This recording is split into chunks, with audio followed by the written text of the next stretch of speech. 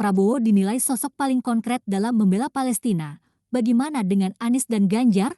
Calon Presiden, Capres, nomor urut 2, Prabowo Subianto dinilai merupakan sosok yang paling konkret dalam membela Palestina.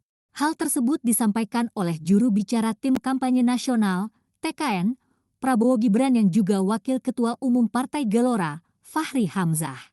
Fachri mengatakan, dukungan Prabowo itu tak hanya ditunjukkan dalam bentuk ucapan saja, melainkan juga dalam perbuatan pada setiap peran yang dimiliki oleh Prabowo.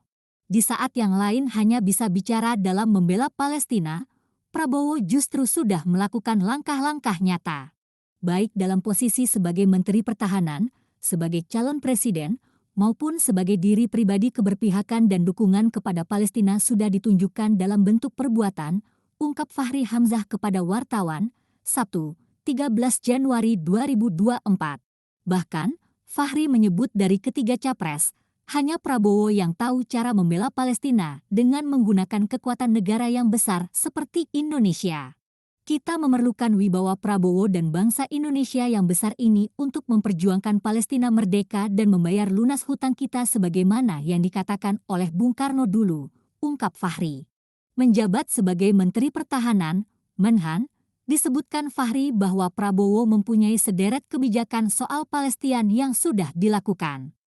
Saat serangan di Gaza terjadi, Pak Prabowo sebagai Menhan langsung menyatakan diri Indonesia bersama Palestina meskipun di sisi tergelap dan tersulit. Ini pesan politik yang sangat kuat, jelasnya. Selain itu, Prabowo juga melakukan diplomasi atas nama bangsa Indonesia atas perang yang terjadi. Yang paling diingat saat beliau meluapkan kekecewaannya terhadap negara barat karena diam saja saat pembantaian terjadi.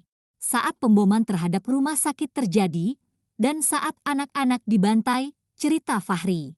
Download Tribun X sekarang, menghadirkan lokal menjadi Indonesia.